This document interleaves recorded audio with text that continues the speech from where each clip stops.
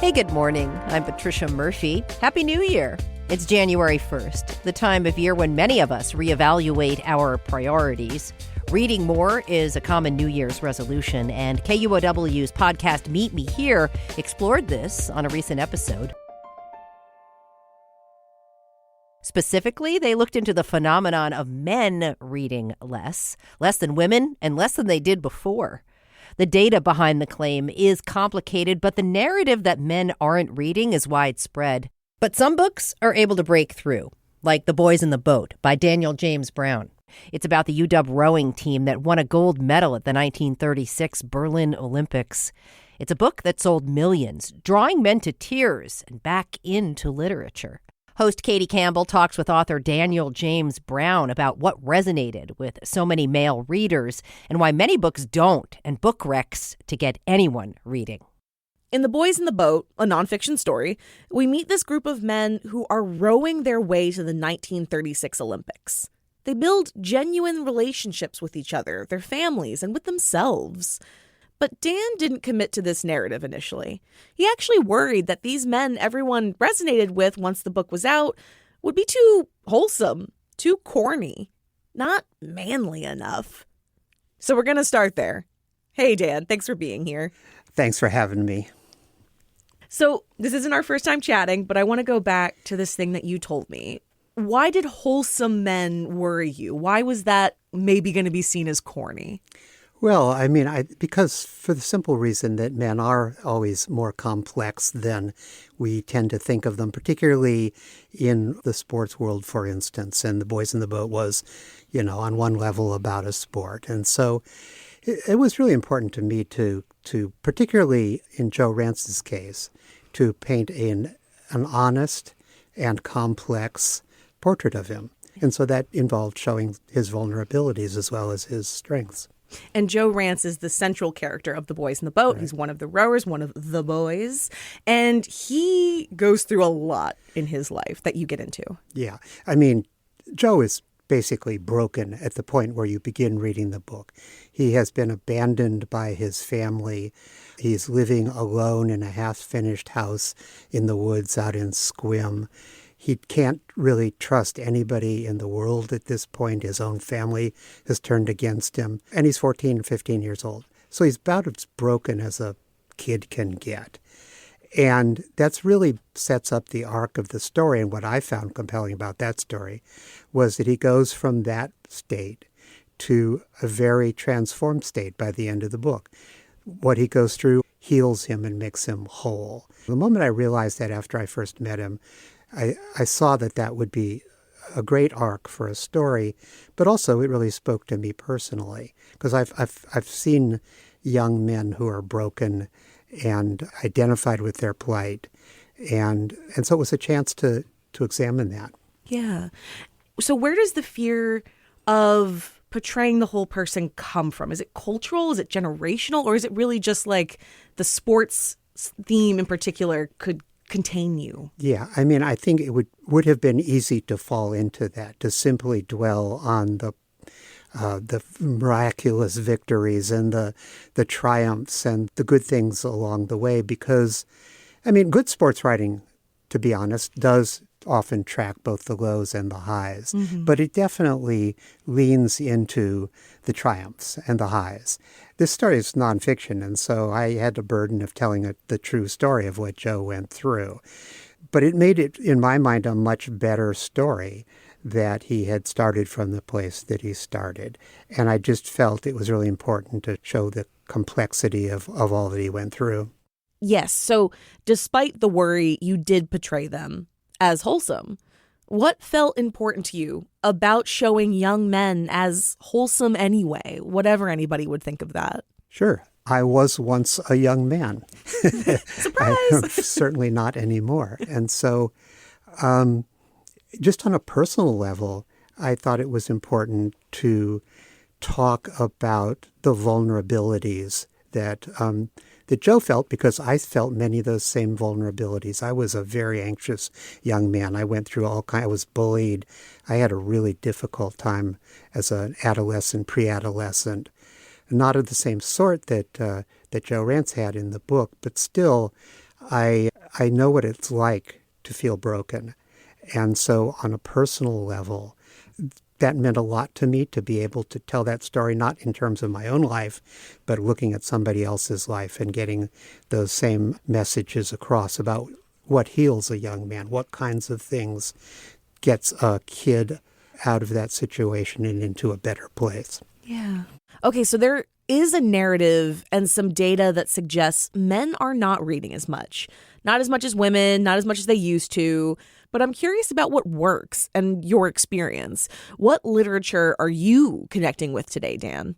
So I'm probably atypical in that I first of all, I grew up in a family that did a lot of reading. We had library week every week. It was a reward to go to the library every Friday night or whatever it was. Everybody in my family read a lot. I was an English major, so I spent my college years and my graduate school years reading literature. That's an atypical experience in the terms of the broad swath of young men in this country. So I do still connect with literature, although I have to say, I used to read a lot of literary fiction. Now I read a lot of narrative nonfiction, which is what I write. Mm-hmm.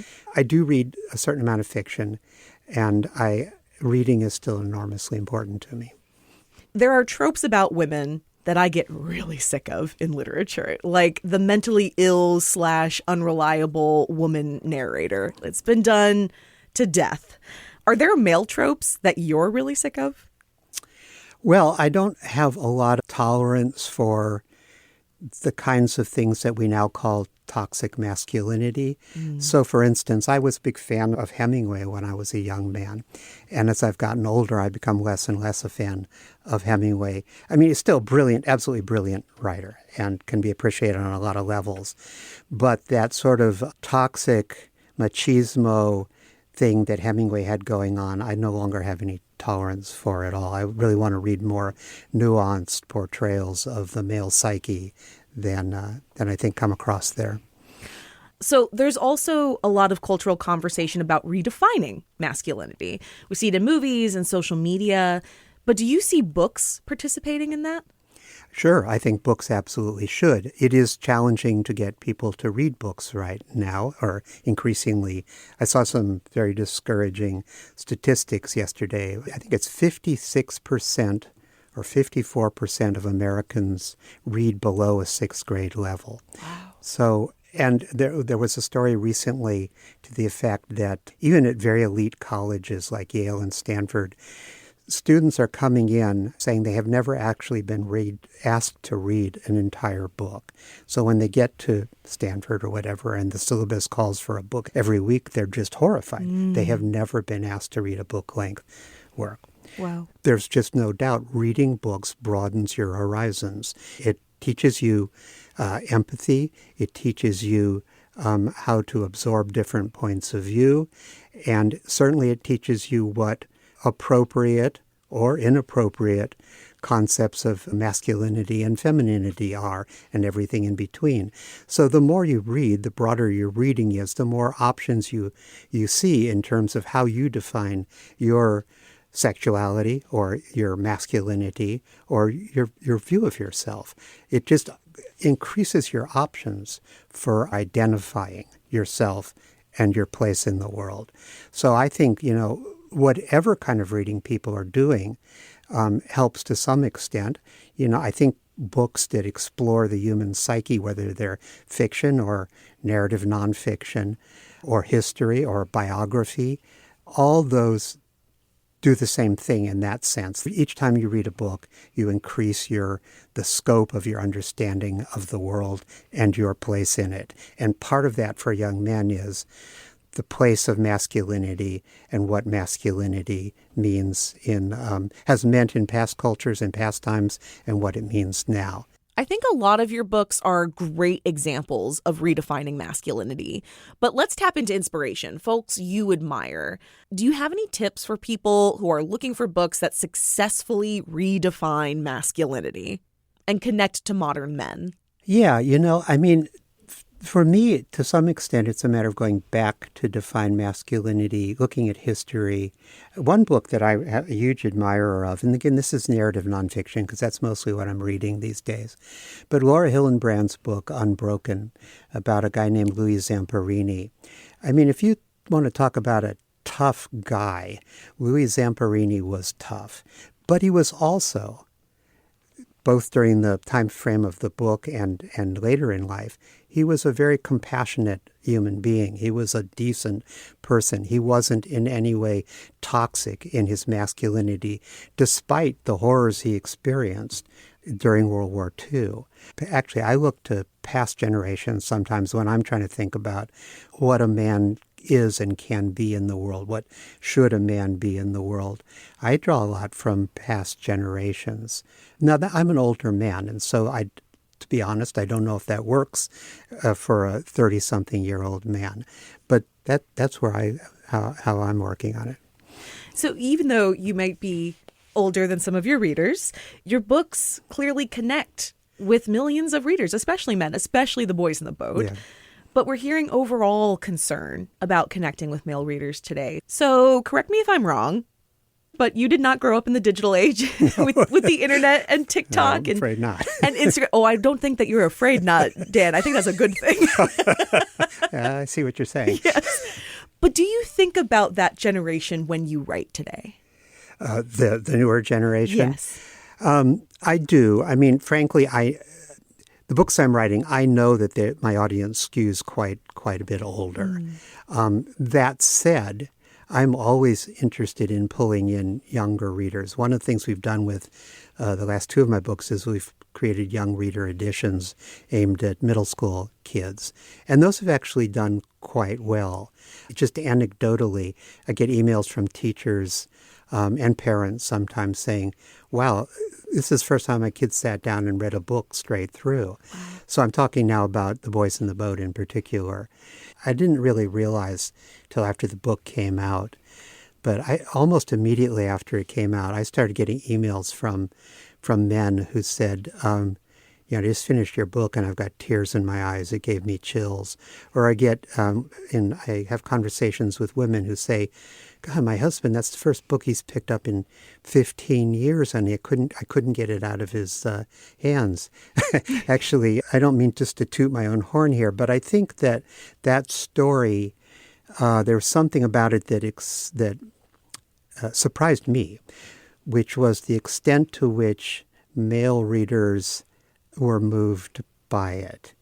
And to some extent, I've been trying to figure that out ever since. But I think it revolves around a kind of loneliness that men often have and a kind of feeling of alienation and a hankering for what happened in that book, which is basically a bunch of guys getting to know each other and coming together and starting to love each other. Yeah. It's about male bonding. And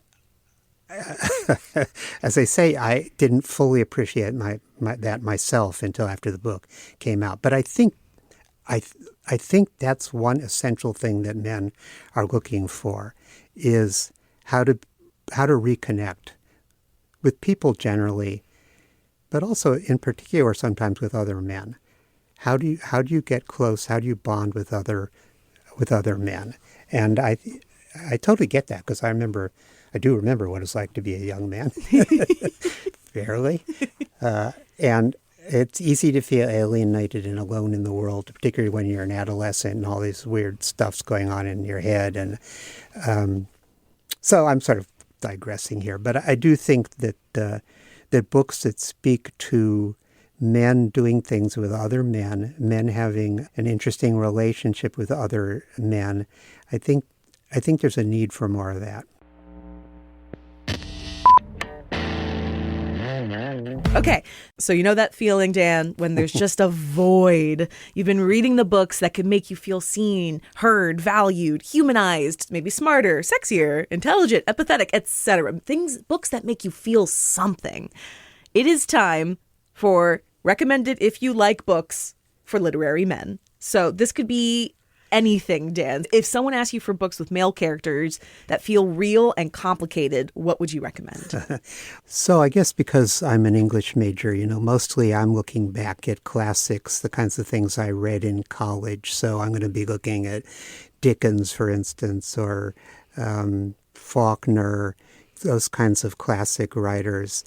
In terms of more contemporary writers, I'm going to lean into narrative nonfiction writers. I would particularly point out Laura Hillenbrand and Tim Egan, who's from Seattle here, Hampton Sides, all of whom write wonderful narrative nonfiction and all of whom have interesting male characters at work.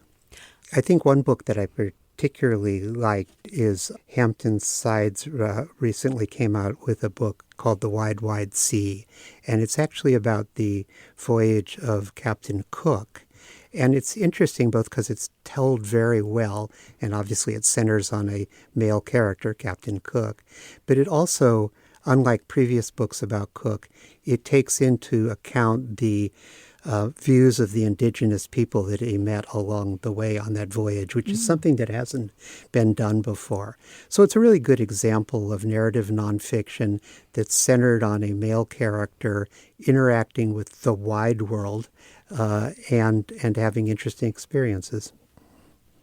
It also sounds like, listening to you today, it sounds like nonfiction might be the way, not necessarily fiction. Yeah, so, great fiction can certainly move people, obviously, and I'm a huge fan of great fiction, and I think there's plenty of room for fiction to address these topics. But I do lean towards particularly narrative nonfiction because narrative nonfiction is simply a true story from the past, written in a style as if it were fiction. Right.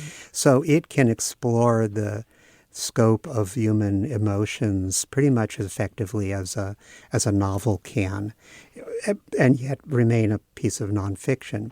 So I think that's an easier sell probably for young male readers, for one thing.